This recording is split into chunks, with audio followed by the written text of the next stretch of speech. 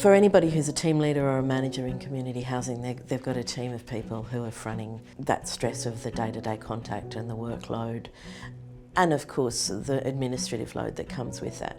So a manager really needs to stay on top of how their staff are going. The common stresses that I see for people working in community housing can be anything from the culture of the organisation. It can be staff dynamics, the stress of a caseload, the systemic stresses of that there's a big homelessness problem out there. So what do I have? What product do I have for people? Certainly not being prepared for some of the issues that they come across with our tenants, domestic violence, mental health challenges, etc. People who are homeless or threatened with homelessness feel stressed. So a worker is constantly dealing with that. Something that I've learned is really important in helping staff deal with some of the challenges is one approach doesn't fit everyone, so being a bit adaptable and supporting that. So of course there's always challenges that I don't have the answer to, so being able to reach out to some of my own colleagues and mentors and have conversations with them about different things that are happening and get advice. I think there's a bit of a culture in our sector that people hit the ground running, and it would be nice to, if we can as managers, to put in place an orientation program that gets some of that support around people. So whether they've come in with a qualification that they can reflect on and apply with skills and knowledge, but that we identify what do they need and send them to that training so they've got stuff to work with. So we talk about supervision a lot in our organisations, but I think for managers, having the training themselves to do proper supervision. So supervision's not just a cup of coffee. Supervision's not something that should happen when we've got time. It should be timetabled and it should happen regularly.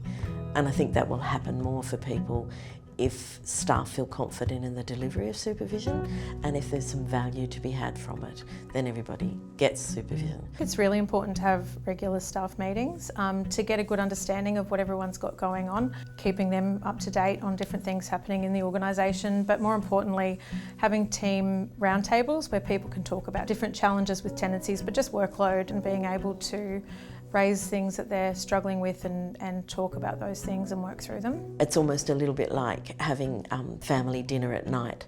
Where's the best place to check in with people? How's your day going? So if you have a regular staff meeting with a good agenda where people are able to say, you know, we're all feeling weighed down by this, and we can then identify the strategies to fix it.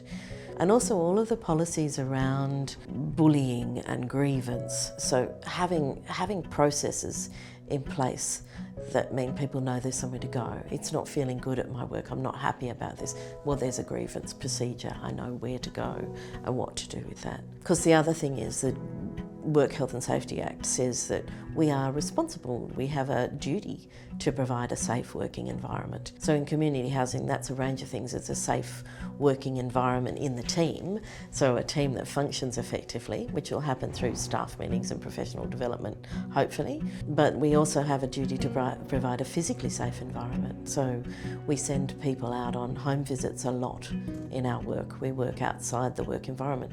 But according to WHS, that is your work environment. So there's a real need to train people up in how to do that. Professional development is really important for the team, not only to develop their skills and understand the service that we provide and the best way to provide that, but also so they can look after themselves. So learning to take care of their own health and well-being, not just their physical safety out on site. There's a range of code of conducts that people use. So if you've trained as a social worker, there's a social worker's code of ethics and code of conduct. Most organisations will have a code of conduct.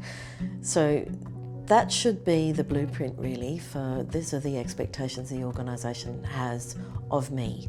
For me, it's a beautiful thing to use in supervision and things to reflect on. How do you think you're reflecting the code of conduct in your behaviour at work? One of the most important things about being a good manager is, you know, whether you call it practicing what you preach or being a good, you know, walk the talk. Something that's also really important is remembering why you're there. So why do I do this job? What is the mission statement of our organisation? What is my personal mission statement? And how am I gathering my team to work towards that? Our work can be really hard. There's a systemic lack in the community, yeah? We've got a 10-year waiting list for housing. Managers really need to be clear about how to talk about the strength-based stuff with their staff. How do we talk about advocacy? How do we put stuff in that's motivational for the team? How do we remind the team what a good job they are doing in the face of what can sometimes be deficit work?